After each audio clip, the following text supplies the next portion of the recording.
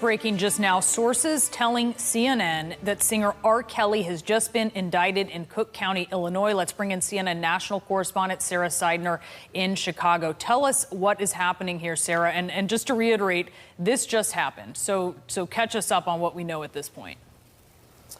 It did. What we have learned from two sources who are familiar with the ongoings of the case is that there has been an indictment filed on Robert Sylvester Kelly, also known, of course, worldwide as the R&B singer R. Kelly. What we have learned over time is we first reported about the grand jury that had convened. We understand that that grand jury actually convened last week. It also convened this week, and that some of this has to do with the women that have come forward accusing him of some kind of sexual abuse.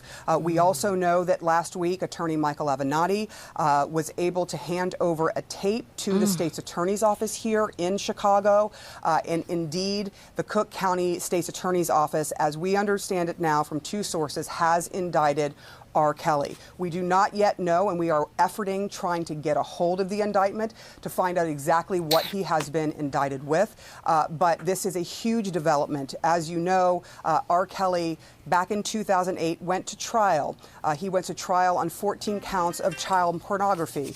He was acquitted in that trial. And in that trial, there was also physical evidence, including a videotape that prosecutors at the time says was a girl that was 13 years or 14 years old, and R. Kelly involved in sexual acts that had been recorded by R. Kelly, but he was acquitted on those charges because the jury said they simply could not positively, beyond a reasonable doubt, end up being able to identify R. Kelly or the girl, even though they brought in a lot of witnesses to say otherwise. There were witnesses in that particular case that said opposite things, and so the jury just was not able to go forward with a conviction. R. Kelly has always maintained that he is innocent of all the charges and accusations that have been coming at him for the past 20 years. Now, here we are in 2019, 11 years after that case went to trial and he was acquitted. We are seeing now more charges against singer R. Kelly.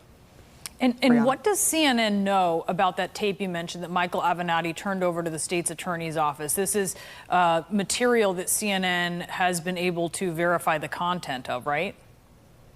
That is correct. I watched the tape. It was extremely disturbing. On that particular tape, there was a picture that was fairly clear. It was much clearer, according to two sources who have seen both tapes, the one that was given to a jury in 2008 and the one that this grand jury apparently saw, according to our sources. On that tape, there was a very, very clear room, and I want to warn people about what I am about to say because it is disturbing information to have to listen to, and I won't go into too many details, but what we saw was a girl on the tape and a man who appeared to be R. Kelly, completely nude, constantly changing the camera, making sure that you could see the entire scene, the entire sex acts that were happening. There were multiple sex acts on that tape. There was urination going on that was videotaped, and we heard the girl say over and over again, at least 6 times, she referred to her 14-year-old genitalia. And he, in turn, a couple of times, also mentioned her 14-year-old genitalia. And so we know that that has been in the hands of prosecutors for quite some time now. We understand that that tape was used also with the grand jury, but there have been other witnesses, and we are told by at least two sources that there have been other witnesses who have been coming in and out of the grand jury for several days, that this grand jury has been brought together, and they've been listening to details that has to do with R. Kelly and the alleged sexual abuse or sexual acts potentially with minors and other women.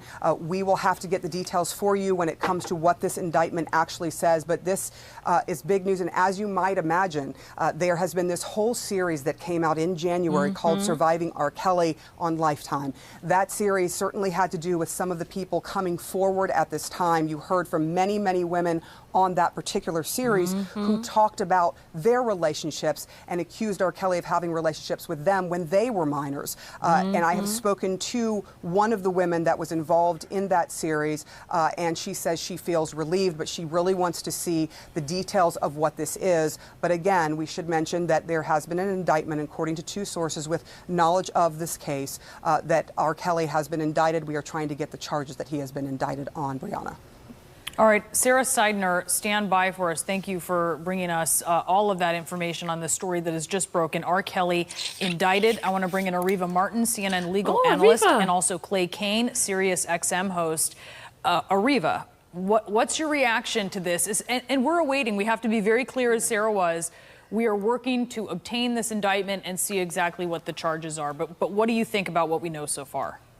This is blockbusting kind of news, Brianna. Women for the last 2 decades have been talking either privately, publicly, and definitely on the documentary that Sarah mentioned about being abused by R. Kelly as teenagers. There was just a press conference held with Gloria Allred and 2 victims who said that R. Kelly had sex with them when they were minors. So there are a lot of women in the Me Too movement, in the Mute R. Kelly movement, I think, who are going to feel some sense of relief hearing about this indictment. They're going to feel that justice is being served. It's been a big issue in terms of, some of the women being taken seriously, some of their claims being taken seriously. Some women in the movement believe that because these were African American women, that they were not being believed in the same way that women who are not African American are believed when they come forward to talk about sexual abuse and sexual assault. So this is a huge story. As you mentioned, Brianna, we don't have all the details for the indictment, but I can't emphasize enough how many women, I'm sure, are feeling a sense of relief and feeling that this day has taken way too long to come, and they are going to anxiously await to see what this indictment may mean for prosecution, as well as hopefully some kind of conviction for what we know have been charges against R. Kelly that have been mounting for 2 decades. Yes. And Clay, I know you have been following R. Kelly's career. You have been following all of this information as it has come to light recently. What's your reaction? This is a long time coming. I can recall years ago, I wrote a timeline of R. Kelly's allegations. I mean, this goes back, 24 years to when he allegedly married a 15-year-old girl, the late, great R&B singer Aaliyah. He's been doing this reportedly in plain sight. And it really goes back to what we were saying before as far as victims not being believed. What kind of victims are not being taken seriously? And black women especially are in that group of victims who are not being believed. So I really, truly hope from my soul that time is up for this R&B singer. And I want to shout out executive producer Dream Hampton, who did Surviving R. Kelly, Jamila Lemieux, so many black women who have been at the forefront of making sure that that justice is served for all the women who have been reportedly abused by R. Kelly. Time is up, hopefully. And listening to what Sarah said, I mean, the awful details about this tape aside, if we can just focus on the fact that she said he appears to be identifiable in this tape as compared to the other tape that a jury saw before when it acquitted him on charges. They said they couldn't be sure that was him, even though, Ariva, you heard Sarah, you're familiar with this. A lot of people testified that it was him, and yet a jury still forgave him, essentially, and didn't believe that this was true, didn't believe that it could be legitimized to the point where they would have found him guilty. Is there a statute of limitations here, though, I wonder, because Sarah was saying this was a VHS tape. Yeah, there are statutes of limitations that make it sometimes very difficult for prosecutors to bring these cases forward. I think one thing to note, Brianna, about the 2008 case is the victim that was in that videotape. She did not testify in that trial. Exactly. And jurors who talked about deliberating on that case, that was a big issue for them. That was a sticking point for them, the fact that the victim herself did not come forward and testify. And they did talk about not being able to make a positive identification of R. Kelly. Based on what Sarah has said about this new videotape, that's not an issue. The issue of identification of R. Kelly appears to be not the issue in this new tape. But we don't know about this victim. We haven't heard a whole lot, Brianna, about this victim. Is this victim one of the people that testified before the grand jury that has indicted R. Kelly? Is this victim someone who's willing to come forward and testify at a trial? I agree that the R. Kelly documentary gave voice to so many women and gave women who had been victimized by R. Kelly, I think, the courage to come forward and tell their stories. And apparently, the Cook County District Attorney was able to talk to some of those women, talk to other victims, and to have them tell their stories. And that's very powerful for what's happening today. Oh, my goodness. You know what? This is, the news cycle is moving so quickly that it's hard to even jump on breaking news, because by the time you get the breaking news recorded, there's new information out. So I do have the information about what it is that he was indicted on. And I want to, let's jump into a conversation about this mess. Hold on, let me get that thing first.